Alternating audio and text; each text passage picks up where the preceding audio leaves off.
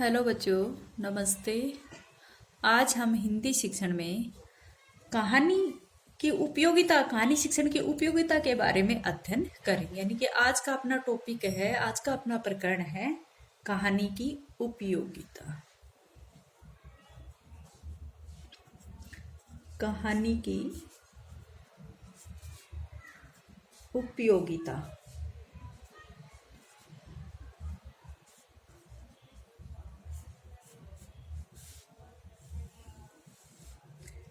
कहानी की उपयोगिता। जो कहानी की उपयोगिता के संबंध में ज्ञान प्राप्त करना है तो हमें उसमें कहानी की विशेषताओं के माध्यम से देखेंगे कि कहानी की उपयोगिता क्या है। तो जो कहानी की विशेषताएं हैं वो कहानी की उपयोगिता के अंतर्गत आती है। जो कहानी बालक के जो व्यक्तित्व निर्माण में सहायता प्रदान करती है उसके अंतर्गत हम कई बिंदुओं पर बातें करेंगे यहाँ पर। जैसे सबसे पहले हम कहेंगे कि कहानी जो है वो सामान्य ज्ञान में वृद्धि करती है। एक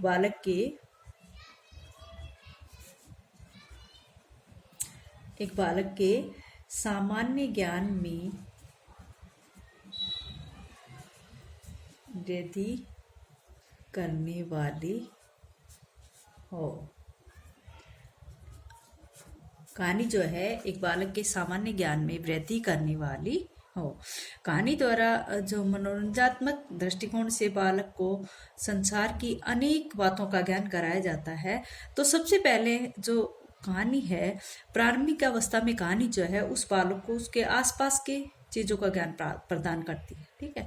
जो आधुनिक कहानियों है उनके माध्यम से विज्ञान संबंधी अनेक बातों की जानकारी मिलती है, लेकिन सबसे पहले हम बालक की को प्रारंभिक अवस्था में उसके आसपास के वातावरण का सामान्य ज्ञान उसको प्रदान किया जाता है। तो कहानी की ये उपयोगिता है कि कहानी जो है वो एक बालक के सामान्य ज्ञान में वृद्धि करे।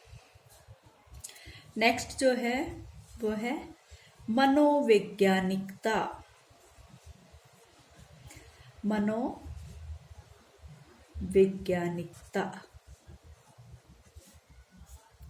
कहानी जो है उसकी उपयोगिता या उसकी विशेषता ये भी बात करती है कि कहानी मनोवैज्ञानिकता को लिए होनी चाहिए। क्यों होनी चाहिए?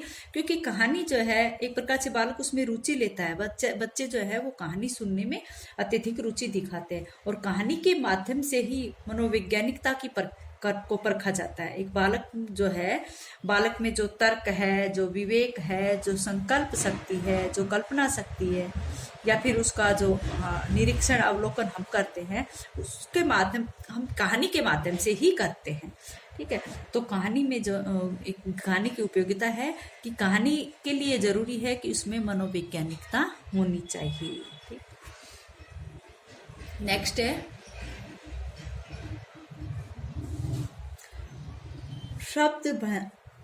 शब्द भंडार में रहती। कहानी जो है उसकी ये विशेषता है कि उसके माध्यम से एक बालक में शब्दों का क्या भंडारण होता है, उसके शब्द ज्ञान में वृद्धि होती है। जिज्ञासा की जो प्रबलता बालक को कहानी को सुनने के लिए होती है उसमें वह तन्मय होकर उस कहानी को सुनता है, जिससे उसके शब्द भंडार में वृद्धि होती है। वह पाठ को समझने का प्रयास करता है और विभिन्न प्रकार जैसे कहानी में आई हुई विभिन्न मुहावरों का, शब्दों का वो अर्थ ग्रहण करता है या स्वाभाविक रूप से उन शब्दों को ग्रहण करता है। और जो अध्यापक और छात्र जो समीप, एक प्रकार से इस कहानी विधिकमा से अध्यापक और छात्र एक दूसरे की समीप आ जाए तो समीपता बनी रहती है। ठीक है। नेक्स्ट है मानव का व्यवहारिक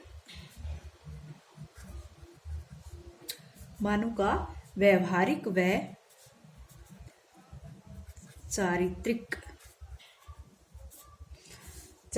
परिचय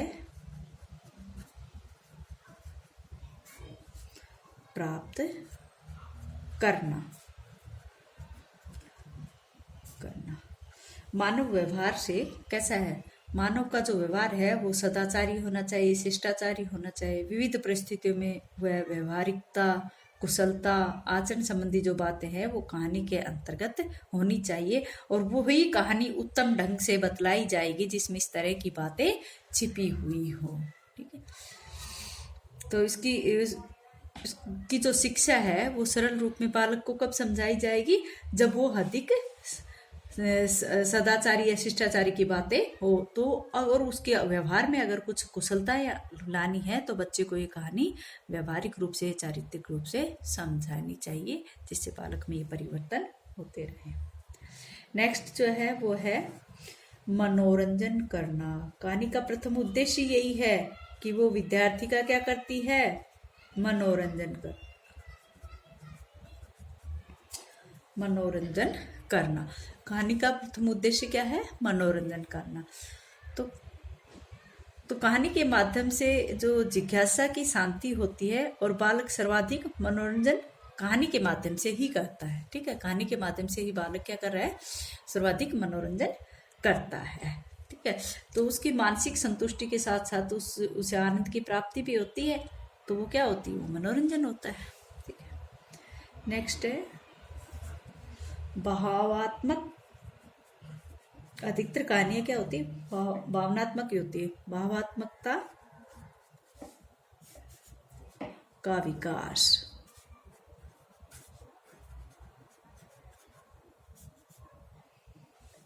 कहानी में जो की अधिकतर कहानियां भावात्मक होती है, और कहानी के वे जो विविध भावों के माध्यम से बालक में भावात्मकता का विकास होता है।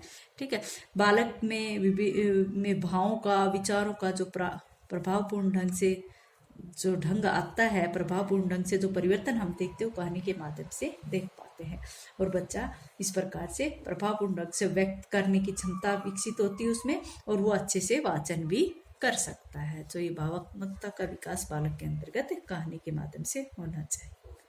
नेक्स्ट है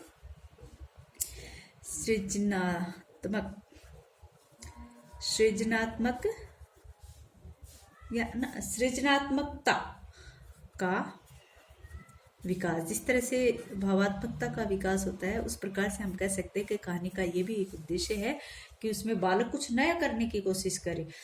कहानियां जो हैं वो बालकों को रचना शक्ति का प्रदान करते हैं, और उसमें नई सृजन क्षमता का विकास होता है। वो चित्रों के माध्यम से या संकेतों के माध्यम से बालक उस घटना को या उस सूत्रों को समझने लगता है, और नई कथाओं की रचना करने की कोशिश करता है।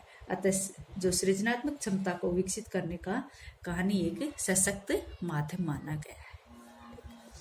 नेक्स्ट है वक्ता व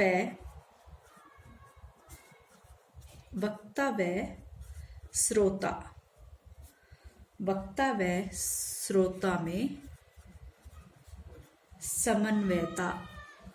समन्वयतात्मकता, बड़ा वाक्य हो गया, समन्वयतात्मकता।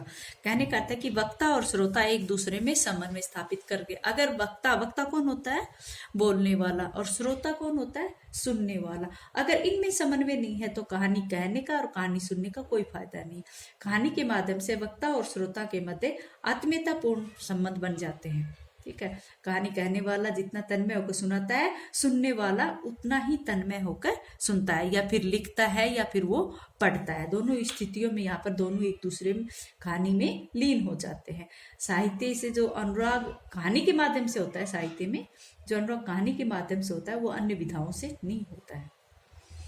और माना ये भी जाता है कि कहानी के माध्यम से ही बालक विषय में भी घुल मिल जाता है, और कक्षा में एक प्रकार का पारिवारिक वातावरण बन जाता है। नेक्स्ट है रोचक विधा। कहानी कैसी है, रोचक है।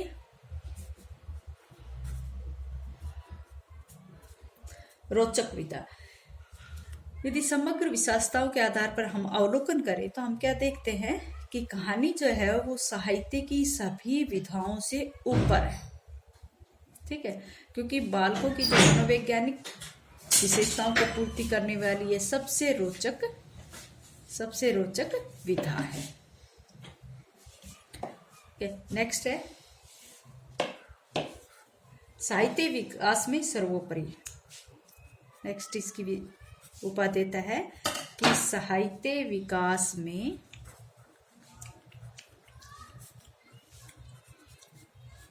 सर्वोपरि।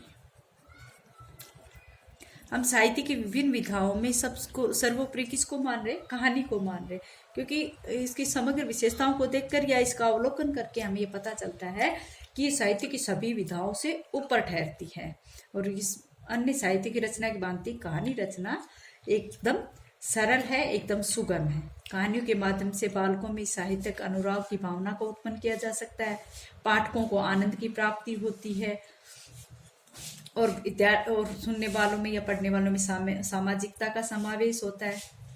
ठीक है, तो इस प्रकार से हम मानते हैं कि साहित्यिक विकास में कहानी शिक्षण जो है वो सबसे अधिक उपयोगी है। ठीक है, अच्छा बच्चों, आज इतना ही। ये कि जड़ से निकल